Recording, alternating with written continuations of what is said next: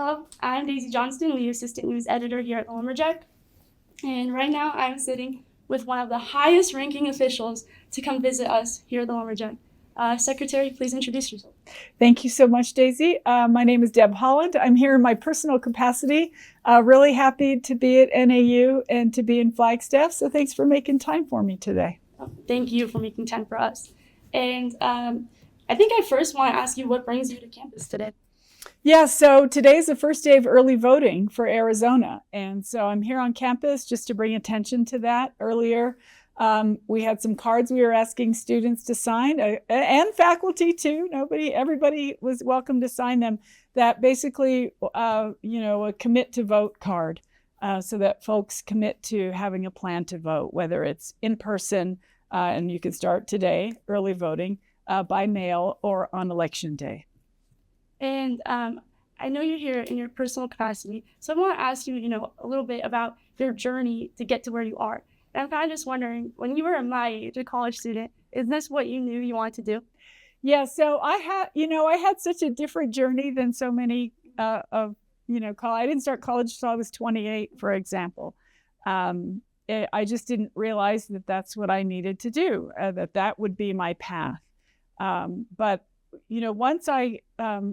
once I started college and once I realized how important our native vote was, it made me want to ensure that Native Americans were getting out to vote. In New Mexico, we didn't have the right to vote until 1948. It wasn't until Miguel Trujillo, who was a World War II veteran, he fought in World War II in the Marines, came back home and realized that Native Americans weren't allowed to vote in state elections. So we sued the state of New Mexico, and I just felt very committed to honoring his legacy.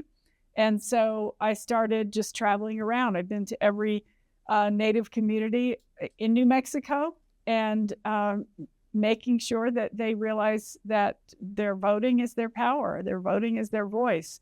And so really that's what I did for a long, long time, until I decided to run for office. I had an idea that I'd run for lieutenant governor. That was in 2014.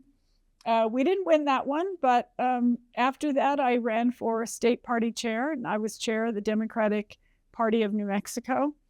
And then an opening came up in my congressional district, Congressional District 1. And so I decided to run for that. And I love campaigns. I think it's important that we elect people who care about our issues. And certainly, as a student, there are a lot of issues I know that students care about. So all of your voices are important in this election, and I hope everyone gets out to vote. And you're back here in the Southwest, and you're working a long ways away. How has your relationship changed with this region since we went away? It hasn't changed too much. I don't know if you knew that I was born in Arizona. I was born in Winslow, Arizona.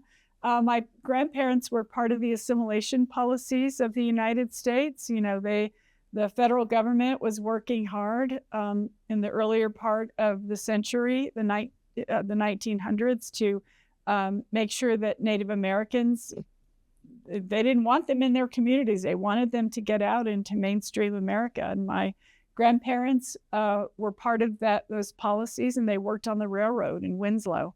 And my mother made sure that we visited them as often as possible. And it just happened that that I happened to be born there when we were visiting one time. And so I'm proud of my Southwest roots. I think this is an important part of the country. And certainly Arizona is important in this election. So I'm always happy to visit the Southwest. I've been to Arizona many, many times across the state in so many different communities. And I really love it here. And I saw in an interview that you said you were the person that your grandparents dreamed of. And I was wondering, who was the person that you dreamed of? So, when I'm thinking about why I'm doing this work, why I'm encouraging people to get out and vote in this election, it's because the future matters. As Native Americans, we were always thinking about future generations and the decisions that we make. When we make decisions to elect people who care about our environment, who care about healthcare, who care about housing and jobs and all of the things that we know we need, it means that our future generations will be set. And so when I'm thinking about who I dream of, it's my great grandchildren someday who I want to be able to experience some of the things that I've been able to experience here. We're in the midst of a climate crisis, and the leadership today will mean all the difference for those children for future generations. And I do want to ask you a question about the climate crisis, because students come to NAU, they love the forest, they love the mountains. These are people who love the environment, but a lot of students here are not optimistic about the future of the climate. If a student was here expressing their concerns, what would you say to them? I would say to them that all is not lost. I mean, look, we need people in elected office who recognize that there is a climate crisis. There are still climate deniers out there who are saying that climate change is good for us, or climate change isn't caused by humans. Humans have definitely affected the climate.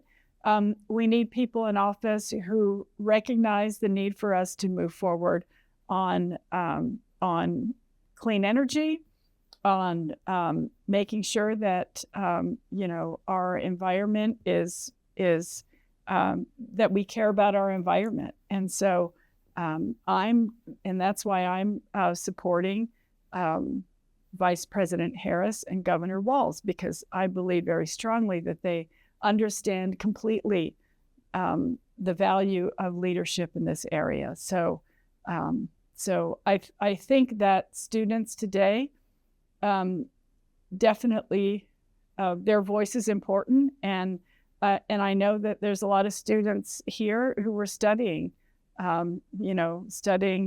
to make sure that we're doing what we need to for our future. Well, it's an honor to have you here Thank you. Where we work and study. Thank you so much for coming. Thank you.